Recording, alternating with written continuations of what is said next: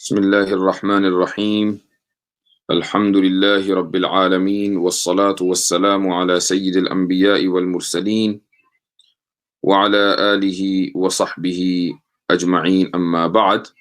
تو آج جو صورت انشاءاللہ بلکہ جو آیت زیر گفتگو ہے وہ ہے سورہ مائدہ کی آیت نمبر 38، اور یہ آیت اس لیے منتخب کی ہے چونکہ کل کی تفسیر میں آخر میں ایک ہمارے غیر مسلم بھائی تھے، انہوں نے سوال کیا شریعت کے تعلق سے، کہ انہوں نے ایک بات کہی کہ ہمیں قرآن سے پرابلم نہیں ہے بلکہ ہمیں شریعت سے مسئلہ ہے، کیونکہ شریعت دوسروں کی زندگی میں ڈکٹیٹ کرتی ہے۔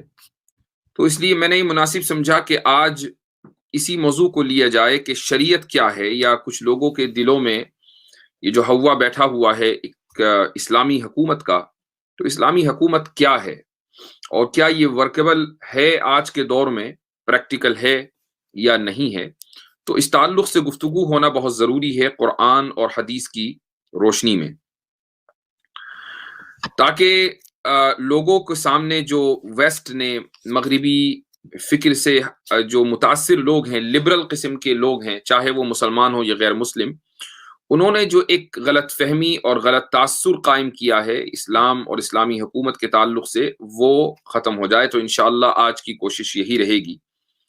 سورہ مائدہ آیت نمبر 49، اللہ تعالیٰ کہتا ہے وَأَنِحْكُمْ بَيْنَهُمْ بِمَا أَنزَلَ اللَّهُ وَلَا تَتَّبِعْ أَهْوَاءَهُمْ وَاحْذَرْهُمْ أَن يَفْتِنُوكَ عَن بَعْضِ مَا أَنزَلَ اللَّهُ إِلَيْكَ۔ اور ہم حکم دیتے ہیں، اللہ کہتا ہے نبی کریم صلی اللہ علیہ وسلم کو کہ ہم حکم دیتے ہیں کہ تم ان لوگوں کے درمیان اسی حکم کے مطابق فیصلہ کرو جو اللہ نے نازل کیا ہے، اور ان کی خواہشات کی پیروی نہ کرو، یعنی اللہ نے جو حکم نازل کیا قرآن، اس کی روشنی میں فیصلہ کرو اور دوسروں کی خواہشات کے مطابق مت چلو، اور ان کی اس بات سے بچ کر رہو کہ وہ تمہیں فتنے میں ڈال کر کسی ایسے حکم سے ہٹا دیں جو اللہ نے تم پر نازل کیا ہو۔ فَإِن تَوَلَّوْا فَاعْلَمْ أَنَّمَا يُرِيدُ اللَّهُ أَن يُصِيبَهُم بِبَعْضِ ذُنُوبِهِمْ وَإِنَّ كَثِيرًا مِّنَ النَّاسِ لَفَاسِقُونَ۔ اس پر اگر وہ منہ موڑیں تو جان رکھو کہ اللہ نے ان کے بعض گناہوں کی وجہ سے ان کو مصیبت میں مبتلا کرنے کا ارادہ کر رکھا ہے، اور ان لوگوں میں سے بہت سے فاسق ہیں۔ آیت کا خلاصہ یہ ہے کہ جو حکم دو، فیصلہ کرو، تو وہ قرآن کی روشنی میں ہو۔ اگر کچھ لوگ قرآن کے اس فیصلے سے منہ موڑتے ہیں تو یہ یاد رکھو کہ اللہ تعالیٰ ان لوگوں کو مصیبت میں مبتلا کرے گا، اور ان میں سے اکثر لوگ فاسق ہیں۔ آج بھی آپ کو مسلمانوں میں ایک بڑی تعداد مل جائے گی کہ جن کو قرآن اور حدیث سے فیصلہ نہیں چاہیے، بلکہ ان کو ایک عام انسان کی جو عقل ہے اس کے مطابق فیصلہ چاہیے۔ تو اللہ تعالیٰ نے واضح کر دیا کہ وَإِنَّ كَثِيرًا مِّنَ النَّاسِ لَفَاسِقُونَ۔ تو میں نے جیسے کہا کہ کل یہ سوال آیا تھا کہ شریعت کیا ہے، اور ان صاحب نے یہ کہا تھا کہ بھئی ہمیں قرآن سے مسئلہ نہیں ہے بلکہ شریعت سے پرابلم ہے۔ تو آج انشاءاللہ اسی موضوع پر گفتگو ہوگی۔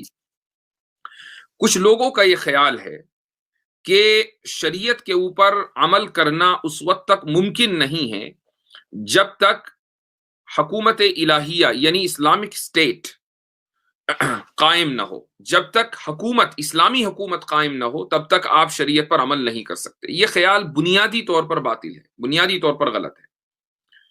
اس کی وجہ یہ کہ اس وقت میں جو کر رہا ہوں، میں قرآن کریم کو سمجھنے کی، سمجھانے کی کوشش کر رہا ہوں، آپ جو کر رہے ہیں قرآن کریم سمجھنے کی کوشش کر رہے ہیں، ایک اچھا کام ہو رہا ہے۔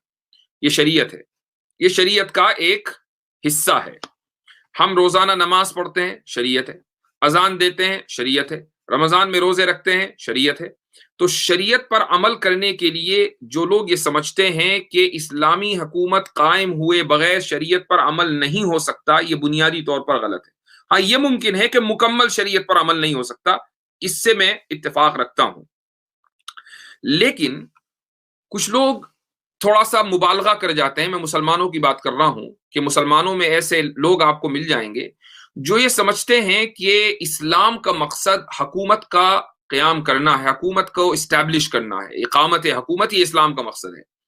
باقی جو چیزیں ہیں وہ سب سیکنڈری ہیں، پرائمری جو گول ہے وہ حکومت کا قائم کرنا ہے. یہ کچھ لوگوں کا خیال ہے اور یہ درست خیال نہیں ہے. اس کی وجہ یہ ہے کہ یہ بات تو صحیح ہے کہ اگر حکومت اسلامی ہو تو بہت سی عبادتیں جو ڈائریکٹ عبادتیں یا انڈائریکٹ عبادتیں ہیں ان کو کرنے میں سہولت ہو جاتی ہے. مثلا ڈائریکٹ عبادتوں کی مثال ہے نماز، روزہ، زکوٰۃ وغیرہ، یہ ڈائریکٹ عبادتیں ہیں. انڈائریکٹ عبادت کی مثال یہ ہے کہ اگر آپ تجارت کر رہے ہیں، کوئی بزنس کر رہے ہیں اور بزنس آپ اسلامی اصولوں کے مطابق کرتے ہیں اور یہ نیت کرتے ہیں کہ میں جب بزنس کروں گا اور میرے پاس پیسے آئیں گے تو میں اس میں سے غریبوں کی بھی مدد کروں گا، تو یہ تجارت کرنا بھی عبادت ہے، لیکن یہ ڈائریکٹ عبادت نہیں ہے، انڈائریکٹ عبادت ہے. تو یہ جو انڈائریکٹ عبادت ہے ظاہر ہے کہ اس پر بھی ثواب ملے گا. تو ڈائریکٹ عبادت ہو یا انڈائریکٹ، دونوں طرح کی عبادتیں اگر حکومت اسلامی ہوتی ہے تو اس پر عمل کرنا آسان ہو جاتا ہے. تو اس لیے ہم یہ تو کہہ سکتے ہیں کہ اسلامی حکومت دراصل ایک ذریعہ ہے، لیکن اس ذریعے کو مقصد نہیں بتا سکتے. جو لوگ ذریعے کو مقصد بنا دیتے ہیں ان کا یہ خیال قرآن اور حدیث کے خلاف ہے. کیسے؟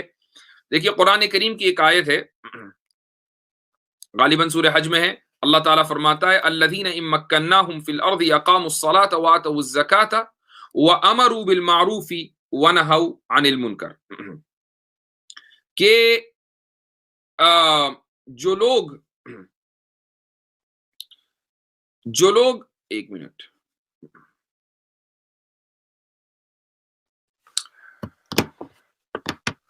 کہ جن لوگوں کو ہم زمین میں قدرت دیتے ہیں تو وہ لوگ نماز قائم کرتے ہیں، زکوٰۃ دیتے ہیں اور اچھائی کا حکم دیتے ہیں اور برائی سے روکتے ہیں. تو دیکھیے اللہ تعالیٰ نے کیا کہا؟ الذین ان مکناہم، یہ وہ لوگ ہیں کہ اگر ہم ان کو زمین میں طاقت دیں، غلبہ دیں، قوت دیں، یعنی اگر ان کی حکومت قائم ہو جائے تو یہ جو چار آگے کی چیزیں ہیں وہ کرتے ہیں. نماز قائم کرتے ہیں، زکوٰۃ دیتے ہیں، اچھائی کا حکم دیتے ہیں، برائی سے روکتے ہیں. اس کا مطلب یہ ہوا کہ نماز قائم کرنا، زکوٰۃ دینا، اچھائی کا حکم کرنا، برائی سے روکنا، یہ مقصد ہے حکومت قائم کرنے کا، نہ کہ حکومت قائم کرنا مقصد ہے. یہ قرآن کریم نے واضح طور سے سورہ حج کے اندر ذکر کر دیا ہے. اب اگر ہم اس کا الٹا کر دیں، مثلا یہ کہیں کہ نہیں، حکومت قائم کرنا اصل مقصد ہے، باقی ساری چیزیں سیکنڈری ہیں، تو اس سے جو خرابیاں پیدا ہوں گی پہلے تو آپ اس کو سن لیجئے. سب سے پہلی خرابی تو یہ ہوگی کہ جتنی بھی عبادتیں ہیں وہ تابع بن جائیں گی اور سیاست اور حکومت یہ متبوع. تابع کا مطلب فالو کرنے والی، متبوع کا مطلب جس کی اقتدا کی جا رہی ہے. مثلا لوگ یہ کہنے لگیں گے کہ بھائی نماز کا جو مقصد ہے نا وہ صرف یہ ہے کہ آدمی ذرا ڈسپلن پیدا کرے تاکہ حکومت چلانے میں آسانی ہو، چونکہ حکومت کا مطلب ہے ڈسپلن.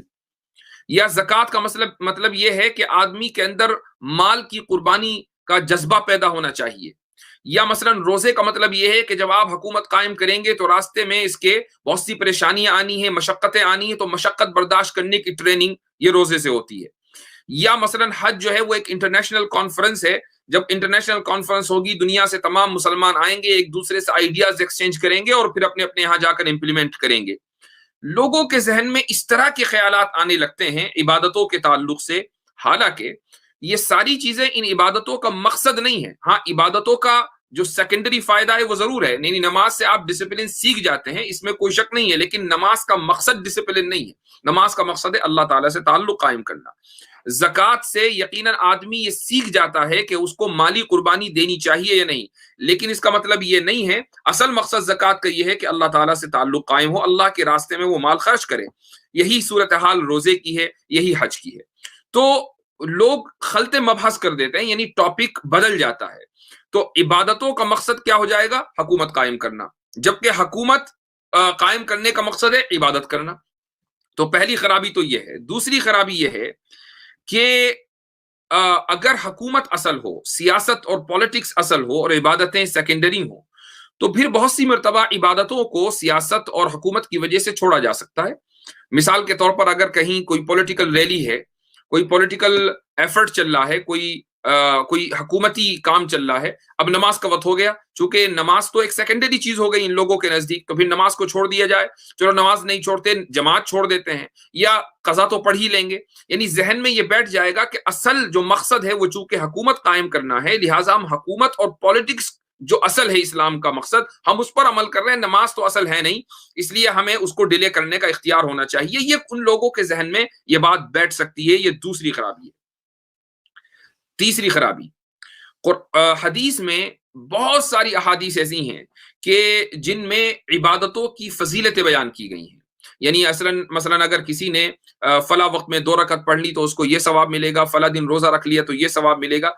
इन लोगों की नजर में कि जिनके नजदीक इस्लाम का मकसद हुकूमत कायम करना और सियासत है, उनके नजदीक जो फजाइल की हदीसें हैं वो फिर ला हासिल और बेकार हो जाती हैं, चूंकि इबादतों की कोई फजीलत फिर रहती नहीं है। इबादतों का तो मकसद हुकूमत कायम करना है। जो लोग वो हदीसें बयान करते हैं या उन हदीसों के ऊपर अमल करना चाहते हैं, इसका मतलब ये है कि वो अपने मकसद से हटे हुए हैं।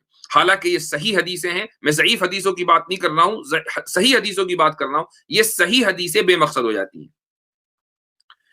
अच्छा, एक और खराबी जो सबसे बड़ी खराबी है वो ये कि अंबिया अलैहिमुस्सलातु वस्सलाम की आप जिंदगी को देखें कि हुकूमत और सियासत कितने नबियों ने की है। नबी करीम सल्लल्लाहु अलैहि वसल्लम के अलावा आप सल्लल्लाहु अलैहि वसल्लम ने हुकूमत कायम की, आपके अलावा हजरत मूसा ने, हजरत दाऊद ने, हजरत सुलेमान ने, हजरत यूसुफ ने, 2-3 अंबिया अलैहिमुस्सलातु वस्सलाम और होंगे कि जिन्होंने हुकूमत कायम की।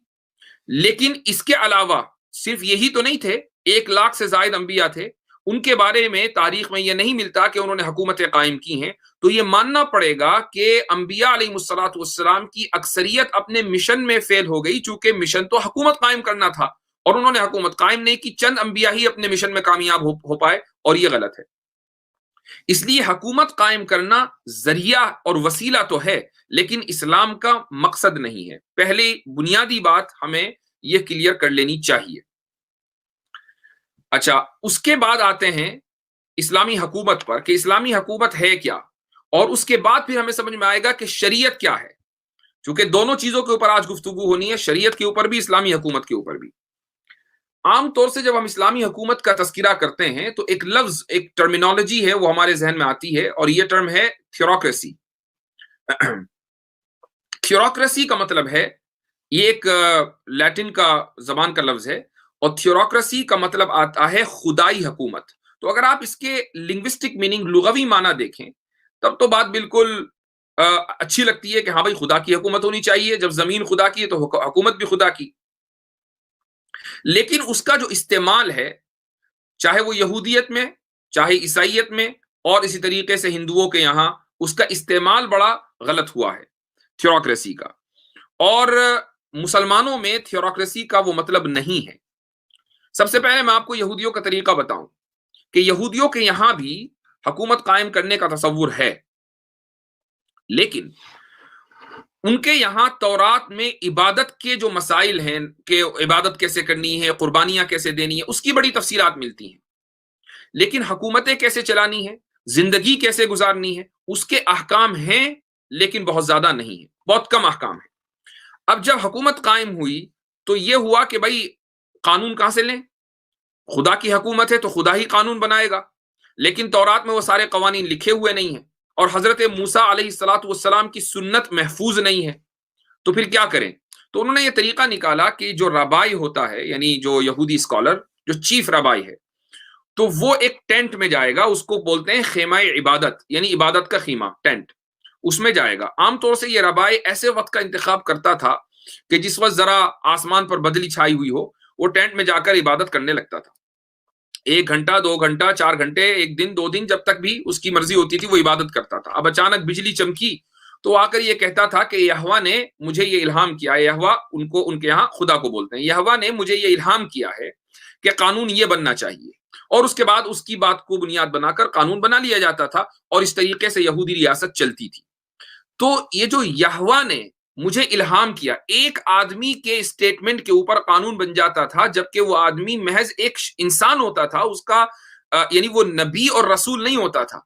लेकिन बिजली चमकी और उसने कहा कि खुदा की तरफ से इल्हाम आया है।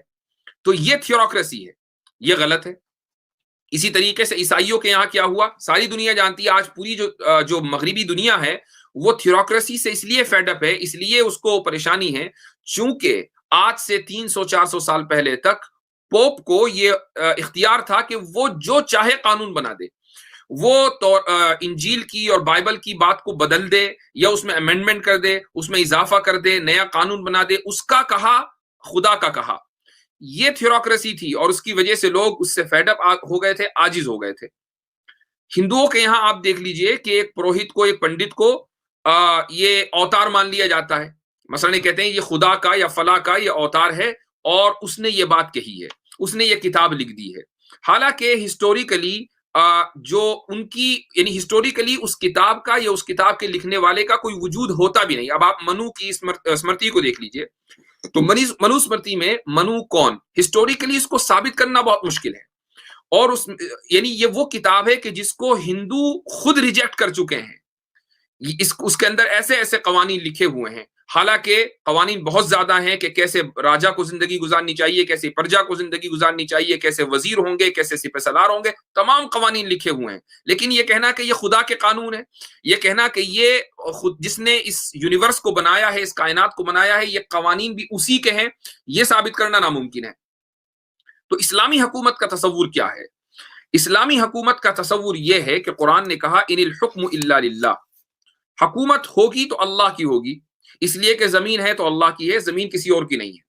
اب لوگ یہ سمجھنے لگتے ہیں کہ بھائی اس کا مطلب یہ ہوا کہ جو خدا کی یا ایشور کی یا پرمیشور کی یا یہوہ کی حکومت نہیں ہوگی. حالانکہ ایشور, پرمیشور, یہوہ یہ الگ الگ زبانوں میں خدا کے نام ہیں.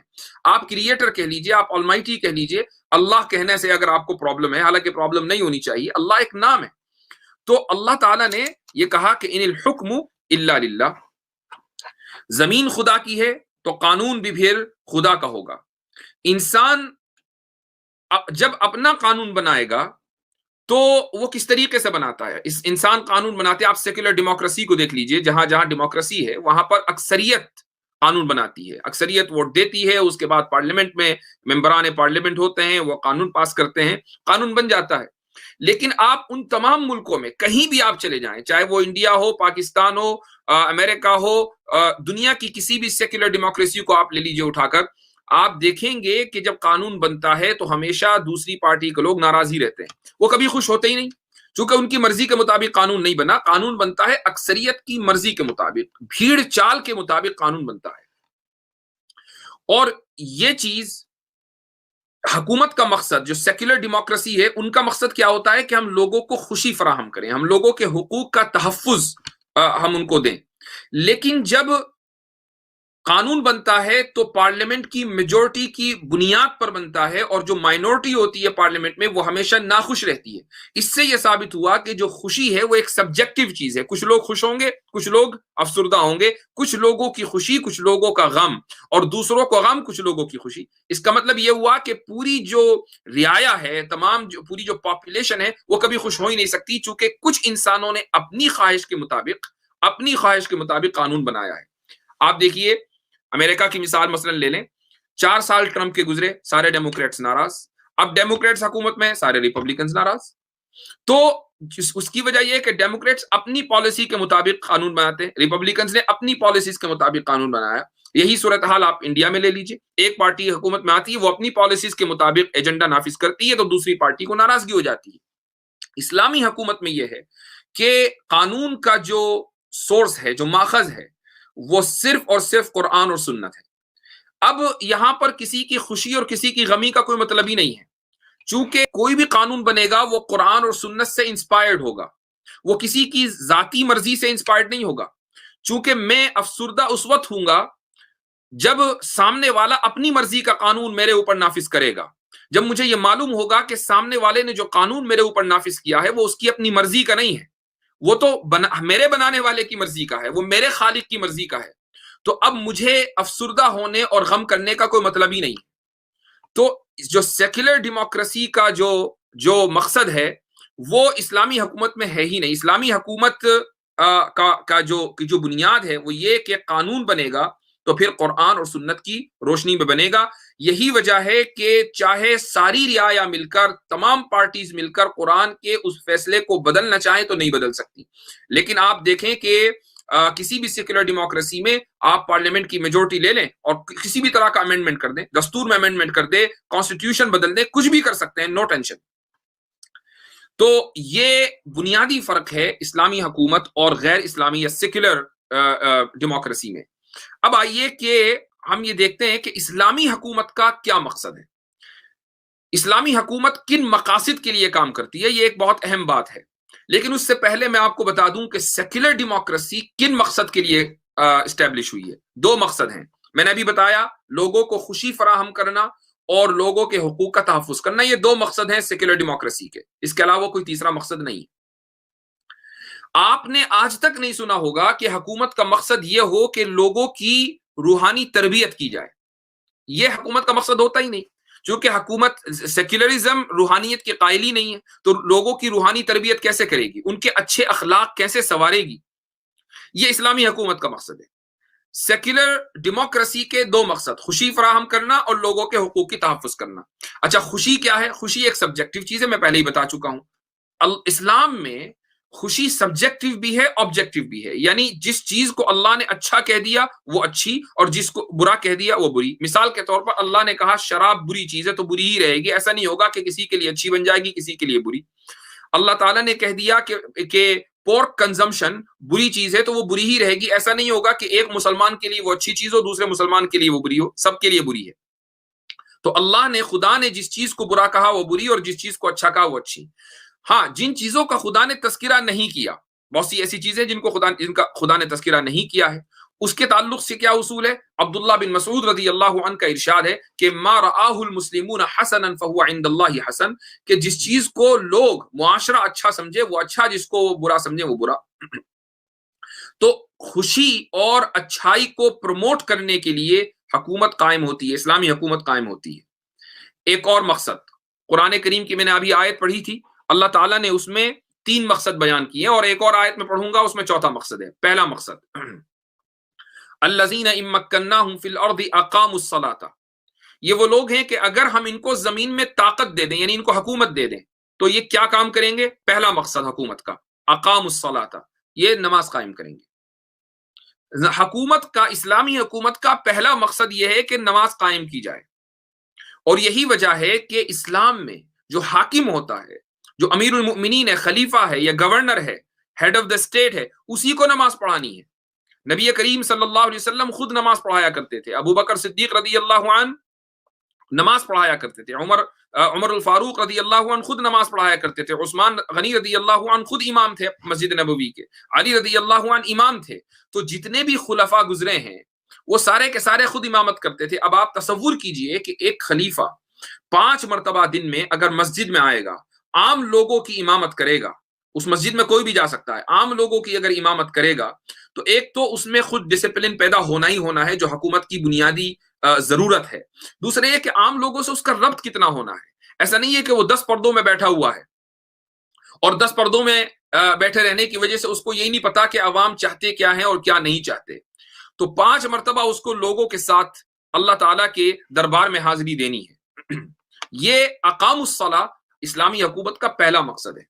لیکن اس پر غیر مسلموں کو مجبور نہیں کیا جائے گا، یہ صرف مسلمانوں کے لیے ہے. دوسری چیز، دوسرا مقصد ہے زکوٰۃ دینا. وآتوا الزکاۃ، یہ بھی اللہ تعالیٰ نے کہہ دیا. زکوٰۃ دینا حکومت کا دوسرا مقصد ہے. یہی وجہ ہے کہ حکومت کی ذمہ داری ہے کہ وہ لوگوں سے زکوٰۃ کا پیسہ کلیکٹ کرے اور غریبوں میں تقسیم کرے.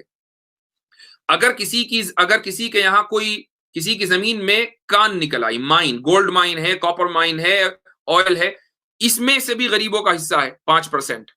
اگر آپ کی کھیتی ہے 10%، تو آپ کی تجارت ہے تو 2.5%. تو کہیں سے 5% نکلا، کہیں سے 10% نکلا، کہیں سے 2.5% نکلا، یہ سب نکل کر اب غریبوں میں تقسیم ہوگا. تو دولت کبھی بھی چند لوگوں کے ہاتھ کی رکھیل نہیں بن سکتی. آپ دیکھیے کہ سیکولر ڈیموکریسی جہاں پر کیپٹلزم جس کی بنیاد ہے، کیپٹلزم میں ہوتا کیا ہے؟ جو غریب ہے وہ غریب ہوتا جاتا ہے اور جو امیر ہے وہ امیر، اس کی عمارت اور اس کی دولت بڑھتی جاتی ہے. اسلام میں ایسا نہیں ہوتا، نہ ہو سکتا. اگر زکوٰۃ دی جا رہی ہے تو ہوگا نہیں. तीसरा जो मकसद है वो है वअमरू बिल मारूफ व नहू अनिल मुनकर, कि वो अच्छाई का हुक्म देंगे और बुराई से रोकेंगे। तो अच्छाई का हुक्म देना और बुराई से रोकना भी इस्लामी हुकूमत का मकसद है। अब अच्छाई में सारी अच्छाई आ गई और बुराई में सारी बुराई आ गई। मिसाल के तौर पर नशा करना एक बुराई है, एक मुआशरती बुराई है, सारी दुनिया इसके ऊपर मुत्तफिक है। हुकूमत का मकसद है कि नशे से रोके। आप ये देखें कि बहुत सी हुकूमतें इस वक्त नशे को प्रमोट कर रही हैं। यानी अफीम जहां बहुत से मुल्कों के अंदर इलीगल थी, अब उसको लीगलाइज किया जा रहा है। क्यों? लॉबिंग की वजह से।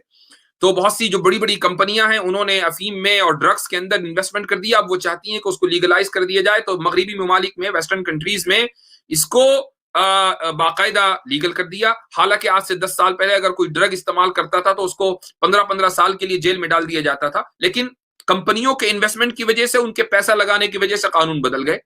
तो जो बुराई है इस्लामी हुकूमत में वो बुराई ही रहती है और जो अच्छाई है वो अच्छाई रहती है। अमरू बिल मारूफ व नहू अनिल मुनकर, ये तीसरा मकसद है। उसके बाद चौथा मकसद है इंसाफ को कायम करना, यानी लोगों के हुकूक का तहफ़्फ़ुज़ करना, जो एक सेक्युलर डेमोक्रेसी का भी मकसद है। ये अलग बात है कि वो अपने इस मकसद को कभी भी पूरा नहीं कर पाती। और ये सुन लीजिए कि सेक्युलर डेमोक्रेसी चंद दिन की मेहमान है पूरी दुनिया में। ये एक नजरिया बड़ी जोर और शोर से आता है और 100, 200, 300 साल के अंदर वो खत्म हो जाता है। तो चंद साल और रह गए हैं, उसके बाद लोग फिर दूसरे किसी नए नजरिए की तलाश में निकलेंगे, क्योंकि हर जगह तकरीबन मुल्कों ये नजरिया फेल होता जा रहा है। तो वो कुरान करीम की एक आयत है, अल्लाह ताला फरमाता है, या दाऊद इन्ना जअलनाका खलीफतन फिल अर्ज़, ए दाऊद हमने आपको जमीन में खलीफा यानी अपना नायब बनाया है। तो अब आप क्या काम करें? फहकुम बैनन नासि बिल हक, तो आप लोगों के दरमियान हक का फैसला कीजिए। वला तत्तबिअल हवा, और अपनी ख्वाहिशात की इत्तिबा न कीजिए, यानी अपनी मर्जी के मुताबिक फैसला ना करें, बल्कि अल्लाह की मर्जी के, खुदा की मर्जी के मुताबिक फैसला कीजिए। यही हक का फैसला कीजिए, यानी इंसाफ कायम कीजिए। और एक दूसरी आयत में अल्लाह ताला हुक्म देता है, व इन हकमता फहकुम बैनहुम बिल क़िस्त, जब आप फैसला करें तो इंसाफ का फैसला करें। इसका मतलब यह हुआ कि इस्लामी हुकूमत का जो चौथा मकसद है वो है इंसाफ कायम करना। अब अगर कोई इन सब के बावजूद किसी को इस्लामी हुकूमत से बैर हो, कोई कि नहीं भाई मुझे तो बड़ा नफरत है इस्लामी हुकूमत से, चूंकि इसमें इस्लाम का नाम जुड़ गया, तो इसका मतलब यह है कि वो इस्लामी हुकूमत के जो प्रेम्बल्स हैं, जो बुनियाद हैं, उन्हीं को नहीं समझता। इसका मतलब यह हुआ कि वो इंसाफ के कायम करने से नफरत रखता है। चूंकि इस्लामी हुकूमत का मतलब यह नहीं है कि गैर मुस्लिमों को जलील कर दिया जाए और उनको मारा जाए, उनका फोर्स कन्वर्जन कर दिया जाए, जैसा कि एक प्रोपेगेंडा पूरी दुनिया के अंदर चलाया गया है। अब मैं आपको एक और बात बताता हूं, वो ये कि जो सेक्युलर डेमोक्रेसी है उसमें एक खास तबका होता है जिसको इम्यूनिटी हासिल होती है। मसलन आप इंडिया में देख लें, प्रेसिडेंट को इम्यूनिटी है, उसको आप उस पर केस ही नहीं कर सकते। अमेरिका में आप आ जाइए, आप प्रेसिडेंट को इम्पीच तो कर सकते हैं, लेकिन प्रेसिडेंट के खिलाफ कोई केस नहीं कर सकते। इम्पीचमेंट हो सकता है, और इम्पीचमेंट इतना लंबा प्रोसीजर है कि 250-300 साल की तारीख में अमेरिका में 1-2 मरतबा ही हुआ है, यानी इम्पीचमेंट कामयाब। इम्पीचमेंट तो बहुत हुए हैं लेकिन वो कामयाब नहीं होते। अगर लोअर हाउस में वो कामयाब हो गया तो अपर हाउस में जाके अटक जाता है। गर्ज ये है कि इम्पीचमेंट कामयाब नहीं होता, और अगर कभी कामयाब होने वाला होता है तो प्रेसिडेंट को ये पेशकश होती है कि या तो आप इस्तीफा दे दें या इम्पीचमेंट के लिए तैयार हो जाएं। अगर प्रेसिडेंट ने को ये लगता है कि हाँ भाई मैंने बहुत बड़ी गलती कर दी और मेरी अपनी पार्टी भी मेरे खिलाफ है, वो इस्तीफा दे देता है, आराम से जिंदगी गुजारता है। लेकिन अगर वो इम्पीचमेंट फेस करता है तो फिर इम्पीचमेंट अगर कामयाब हो जाए, जो बड़ी मुश्किल से कामयाब होता है, उसके बाद कहीं जाकर उस पर केस चल सकता है, लेकिन उसके लिए उसको हुकूमत से हटना पड़ेगा। जब तक कि वो सरबराह है, वो इम्यून है, उसको कानून से अबव है, कानून उसके ऊपर लागू नहीं होता। यही सूरत हाल अमेरिका में है, यही इंडिया में है, दुनिया के अक्सर मुमालिक में जहां डेमोक्रेसी है यही है, और जहां किंगडम है वहां तो यही है। बादशाह को आप जरा उसके ऊपर तनकीद करके देखिए आप। लेकिन इस्लाम में क्या है? नबी करीम सल्लल्लाहु अलैहि वसल्लम का इरशाद है, आप अलैहिस्सलातु वस्सलाम ने फरमाया कि पहले लोग इसलिए हलाक हुए कि जब उनमें कोई शरीफ यानी अपर कास्ट का कोई जुर्म करता तो कानून उसके ऊपर नाफिज नहीं होता था, और कोई लोअर कास्ट का जुर्म करता था तो उसके ऊपर कानून नाफिज होता था। याद रखो, अगर फातिमा बिनते मोहम्मद ने भी कभी चोरी की तो उनका भी हाथ कटेगा। फातिमा बिनते मोहम्मद ने भी अभी कभी अगर चोरी की तो फातिमा कौन है? नबी करीम सल्लल्लाहु अलैहि वसल्लम की बेटी। तो اس وقت مدینے کی خواتین میں معزز ترین خواتین میں ان کا شمار، تو ان کے بارے میں نبی کریم صلی اللہ علیہ وسلم فرما رہے ہیں کہ ان کو بھی کوئی امیونٹی حاصل نہیں ہے، وہ بھی قانون کے تابع ہیں، وہ قانون سے ابو نہیں ہے۔ ایسا نہیں ہے کہ اپر کاسٹ کے ہیں تو چلو بھائی ٹھیک ہے، یہ اچھی فیملی سے آتی ہیں تو ان کو معاف کر دیا جائے، ایسا نہیں ہوگا۔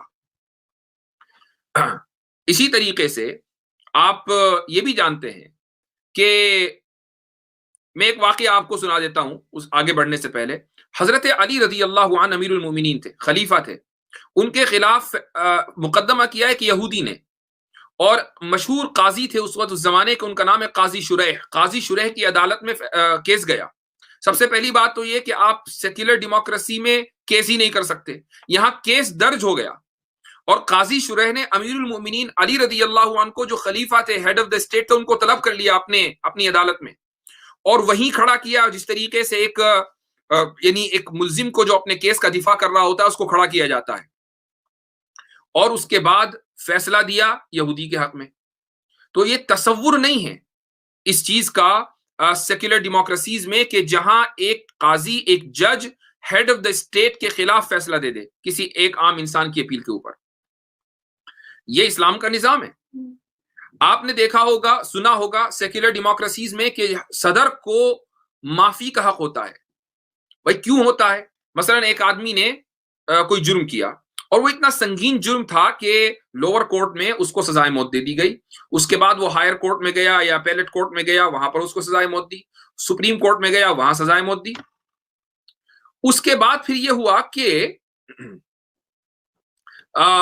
یعنی سپریم کورٹ کے بعد اب صدر مملکت کے پاس پہنچا جو پریزیڈنٹ ہے، تو پریزیڈنٹ کے پاس جب وہ پہنچی تو پریزیڈنٹ کو یہ اختیار دے دیا گیا کہ نہیں جی آپ معاف کر سکتے ہیں۔ تو اتنی لمبی جو یہ چوڑی کہانی ہوئی لوور کورٹ سے لے کر سپریم کورٹ تک، اور اس کے بعد پھر صدر کو معافی کا اختیار دے دیا، اس نے معاف کر دیا، تو کیا فائدہ ہوا ایسے انصاف کا؟ لیکن اسلامی حکومت میں امیر المؤمنین کو معاف کرنے کا اختیار نہیں ہے۔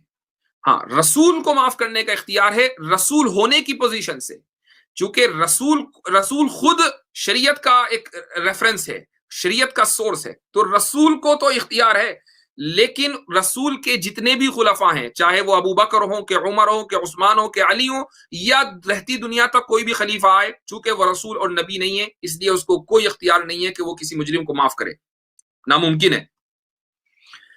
ایک اور اہم چیز جو اسلامی حکومت کے بارے میں لوگوں کے ذہنوں میں ہے وہ یہ کہ اسلامی حکومت میں تمام رعایا کو اسلام کی پابندی کرنی پڑے گی۔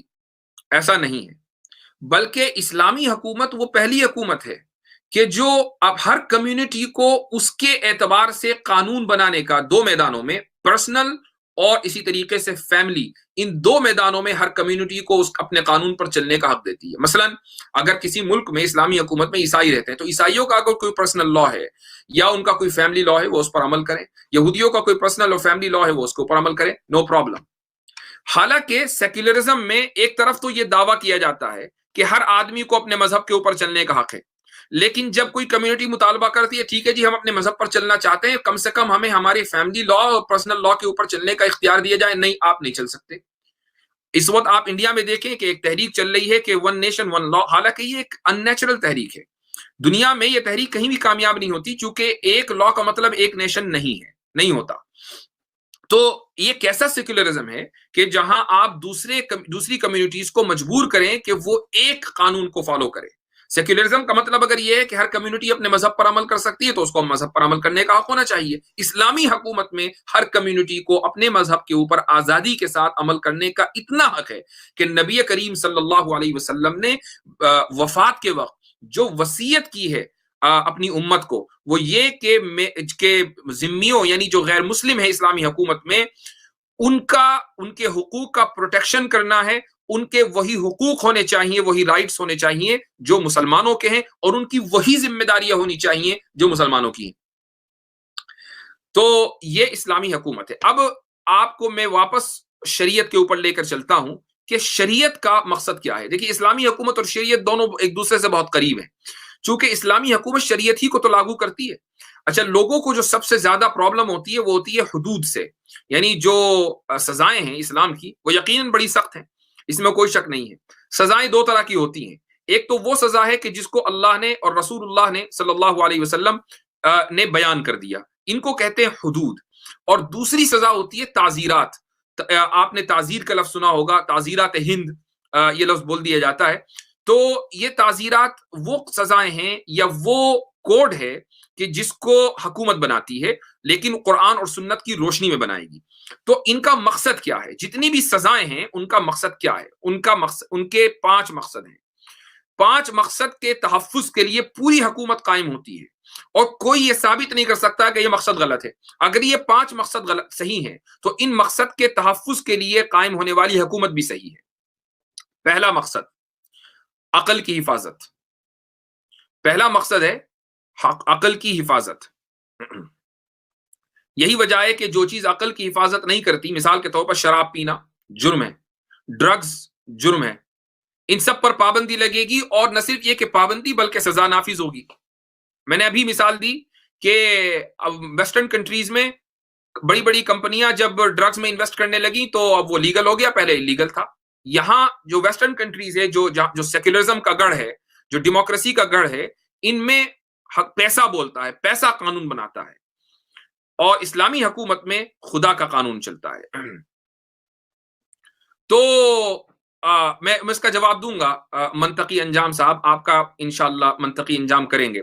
پہلے تو اپنا نام صحیح کر لیجئے، منطق صحیح نہیں ہے، لفظ نہیں ہے، منطق ہے، تو منطقی انجام یہ آپ کا نام ہونا چاہیے۔ دوسرا جو مقصد ہے وہ یہ ہے کہ نسب کی حفاظت، عقل کی حفاظت، اس کے بعد ہے نسب کی حفاظت۔ نسب کا مطلب ہے انگریزی میں ہم اس کو لینیج بولتے ہیں۔ اسی وجہ سے اسلامی حکومت میں زنا، بے حیائی، یہ سارے کے سارے جرم اور قابل سزا جرم ہیں، کیونکہ اس سے نسب خلط ملط ہو جاتا ہے۔ تو نسب ایک اعلیٰ انسانی مقصد ہے۔ جب یہ اعلیٰ انسانی مقصد ہے تو اس اعلیٰ انسانی مقصد کو حاصل کرنے کے لیے حکومت کا سپورٹ چاہیے، تو حکومت اور شریعت اس مقصد کے لیے سزائیں تجویز کرے گی۔ نسب کی حفاظت۔ تیسری چیز دین کی حفاظت۔ یہاں آ جاتی ہے لبرلوں کی موت، چونکہ وہ کہتے ہیں کہ اچھا اسٹیٹ جو ہے وہ دین کی حفاظت کرے گا۔ اس دین کی حفاظت کے کلوز کے تحت اگر اسلامی اسٹیٹ میں کوئی آدمی بلاسفیمی کرتا ہے، یعنی وہ دین کا مذاق اڑاتا ہے، یاد رکھیے دین کے اوپر کرٹیسائز کرنا الگ ہے، کرٹیسزم کیا جا سکتا ہے۔ نبی کریم صلی اللہ علیہ وسلم کے زمانے میں جو غیر مسلم تھے وہ کرٹیسائز کیا کرتے تھے، خلفاء کے زمانے میں، خلفاء راشدین کے زمانے میں، اسلامی حکومتوں کے زمانے میں خوب کرٹیسزم ہوتا تھا، اس کا جواب دیا جاتا تھا۔ لیکن توہین کرنا اس کو کہتے ہیں بلاسفیمی، یہ قابل سزا جرم ہے، چونکہ دین کی حفاظت کرنا یہ حکومت کا حق ہے۔ اب آپ یہ کہیں کہ بھائی نہیں، کوئین ایلزابتھ کو جو کہ ہیڈ آف دا اسٹیٹ ہے، اس کو یہ حق ہے کہ وہ چرچ آف انگلینڈ کی بھی سربراہ ہو، اس کو تو آپ نے یہ حق دے دیا، لیکن اسلامی حکومت میں آپ حکومت کو یہ حق نہیں دیتے کہ وہ دین کے تحفظ کے لیے کوئی کام کرے۔ یعنی انگلینڈ کی حکومت کی سربراہ چرچ کے تحفظ کے لیے کام کر سکتی ہے، لیکن اسلامی حکومت میں ایسا نہیں ہو سکتا۔ یہ ڈبل اسٹینڈرڈ ہے لبرلوں کا، اس لیے ان کا علاج صرف جوتے ہے اور کچھ نہیں، کیونکہ یہ کامن سینس کی زبان سمجھتے ہی نہیں ہے۔ اچھا، اس کے بعد چوتھا جو مقصد ہے وہ ہے مال کی حفاظت، عقل کی حفاظت، نسب کی حفاظت، دین کی حفاظت، اور چوتھا مقصد ہے مال کی حفاظت۔ حکومت کا مقصد اور شریعت کا جہاں جہاں سزائیں ہیں مال کی حفاظت کی وجہ سے۔ یہی وجہ ہے کہ اگر چوری ہوگی تو سزا، دھوکہ، کرپشن، اس پر سزا، جوا، سٹا، یہ سب کے سب مال کو ختم کرنے والی چیزیں ہیں، مال کا ان سے تحفظ نہیں ہو سکتا، اس لیے یہ سارے کے سارے جرم ہیں۔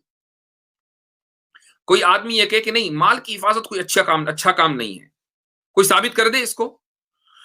اس کے بعد آخری جو مقصد ہے وہ ہے جان کی حفاظت۔ یہی وجہ ہے کہ اگر قتل ہوگا تو اس کے اوپر سزا ہے، اور بڑی سخت سزا ہے، قصاص ہے۔ تشدد قابل سزا جرم ہے، آپ اگر کسی کا ہاتھ کاٹ دیں گے تو سزا ملے گی، ناک کاٹ دیں گے تو سزا ملے گی، تشدد کریں گے تو سزا ملے گی۔ تو قتل یعنی جان لینا یا تشدد کرنا دونوں کے دونوں قابل سزا جرم ہیں. تو یہ 5 مقصد ہیں شریعت کی سزاؤں کے. پہلا عقل کی حفاظت، دوسرا نسب کی حفاظت، تیسرا دین کی حفاظت، چوتھا مال کی حفاظت، اور پانچواں جان کی حفاظت. تو یہ باقی حکومتیں کس طرح چلانی ہے، یہ لوگوں کے اوپر لوگوں کی مرضی کے مطابق ہے. مثلا وہ حکومت سازی کیسے کریں، وہ لوگوں کی مرضی کے اوپر اور حالات کے اوپر چھوڑ دیا. 4 سال کے لیے حکومت ہو کہ 5 سال کے لیے حکومت ہو، جو امیر المومنین ہے اس کا ٹائم کتنا ہونا چاہیے، 5 سالوں کے 10 سالوں یا پرماننٹ ہو، یہ لوگوں کے اوپر چھوڑ دیا. اسی طریقے سے ظاہر ہے کہ لیجسلیشن تو ہوگا، چونکہ ہر قانون اگرچہ قرآن اور سنت کی روشنی میں بنے گا لیکن بنے گا. تو جہاں قانون بنے گا اس کو آپ لیجسلیٹو اسمبلی کہہ سکتے ہیں. تو وہ جو لیجسلیٹو اسمبلیز ہیں وہ ایک ہو کہ 2 ہو، جیسے بہت سے ملکوں میں 2 ہوتی ہیں. انڈیا کے اندر راجیہ سبھا ہے، لوک سبھا ہے، کانگریس ہے، اور اسی طریقے سے سینٹ ہے بہت سے ملکوں میں. تو 2 اسمبلیز ہوں کہ ایک اسمبلی لوگوں کی مرضی کے اوپر چھوڑ دیا. اسی طریقے سے جو حکومت کا ماڈل ہے وہ صوبائی ہو یا وہ وفاقی ہو، یہ بھی لوگوں کی مرضی کے اوپر چھوڑ دیا کہ وہ وقت اور ضرورت کے اعتبار سے یہ ساری چیزیں طے کر سکتے ہیں. اب کوئی یہ کہہ سکتا ہے کہ بھائی ہم نے اسلامی حکومت کے اتنے فضائل بیان کر دیے. یہی چیز تو پھر ہندو بھی کہتے ہیں، وہ بھی ہندو راشٹر کی بات کرتے ہیں. تو ان کو بھی حق ہونا چاہیے کہ وہ ہندو راشٹر قائم کریں. اس کا جواب یہ ہے کہ ہندو راشٹر ایک خواب ہے. اس کی وجہ یہ ہے کہ اس کا کوئی ڈیٹیلڈ میپ آج تک کہیں اویلیبل ہی نہیں ہے. اگر کوئی یہ کہے کہ نہیں منوسمرتی میں ہندو راشٹر کو تفصیل سے بیان کر دیا، تو منوسمرتی کو تو ہندو خود ہی ریجیکٹ کر چکے ہیں ایک بڑی تعداد. کہ آپ یہ دیکھیے کہ کیا دلت، جو بہت بڑی تعداد ان میں سے ہندوؤں کی ہے، کیا وہ منوسمرتی اپنے اوپر لاگو کروا لیں گے؟ تمام اس کے اندر جو قوانین ہیں وہ تو دلتوں کے خلاف ہیں. تو ہندو راشٹر کا جو تصور ہے، پہلے وہ اپنا پورا فلسفہ پیش تو کریں. ان کے یہاں فلسفہ ہی نہیں ہے. وہ فلسفہ آج کے دور میں جس ہندو راشٹر کی بات کی جاتی ہے وہ تو ساورکر کا فلسفہ ہے. ساورکر آج سے چند سال پہلے، چند دہائیوں پہلے ایک انسان تھا ہماری طرح گوشت پوست کا انسان. اس کی عقل کو آپ پوری انسانی آبادی کے اوپر کیسے تھوپ سکتے ہیں؟ ہندو راشٹر کا کبھی بھی اسلامی حکومت سے موازنہ ہو ہی نہیں سکتا، چونکہ اسلامی حکومت کے تمام اصول اور ضوابط طے ہیں. یہ مقصد ہے، ان مقاصد کے لیے اسلامی حکومت قائم کی جا سکتی ہے. اور اس حکومت میں قانون کے اوپر کوئی نہیں ہے. یہی وجہ ہے یہ جو آپ میرے پیچھے نقشہ دیکھ رہے ہیں، اس میں جہاں جہاں گرین ہے یہ مسلمانوں کی اکثریت ہے، اور جو ڈارک گرین ہے اس کے بارے میں ویکیپیڈیا پر یہ لکھ دیا گیا کہ یہاں اسلامی حکومتیں ہیں. لیکن یہ واضح رہنا چاہیے کہ اسلامی حکومت محض اس لیے نہیں بن جاتی کہ اعلان کر دیا ہاں بھائی یہ اسلامی حکومت ہے. آپ ذرا ان ملکوں میں سربراہ کو عدالت میں لا کر دکھائیے، نہیں لا سکتے. اور یہ بنیادی ضابطہ ہے جو کہ اگر سربراہ کو آپ نے قانون سے ابو کر دیا تو انصاف کا خاتمہ ہو گیا. اور انصاف قائم کرنا اسلامی حکومت کا بنیادی فرض ہے، یہ قرآن سے ثابت ہے. تو جن ملکوں میں چاہے وہ کتنا ہی اعلان کریں زور سے کہ بھئی ہمارے یہاں قرآن بھی، ہمارے یہاں سنت بھی ہے، اگر سربراہ مملکت، اگر بادشاہ قانون کے ابو ہے، اس کا مطلب یہ ہے کہ وہ اسلامی حکومت نہیں ہے 100%. تو بہرحال یہ بات کرنا اس لیے ضروری ہے. اچھا، اب بات آ جاتی ہے کہ جہاں مسلمان غیر مسلم ملکوں میں ایز اے مائنورٹی رہتے ہیں، وہاں کا کیا حکم ہے. یہ ایک الگ ٹاپک ہے اور یہ ایک تفصیلی موضوع ہے جس کے اوپر انشاءاللہ کسی دوسری نشست میں کوشش کروں گا اسی رمضان میں کوئی آیت ایسی آ جائے اس کے تحت انشاءاللہ گفتگو ہوگی. لیکن یہ گفتگو کرنا کم سے کم لوگوں کا، چاہے وہ اسلامی حکومت قائم کر پائیں نہ کر پائیں، لیکن کم سے کم کانسیپٹ کلیئر ہونا بہت ضروری ہے.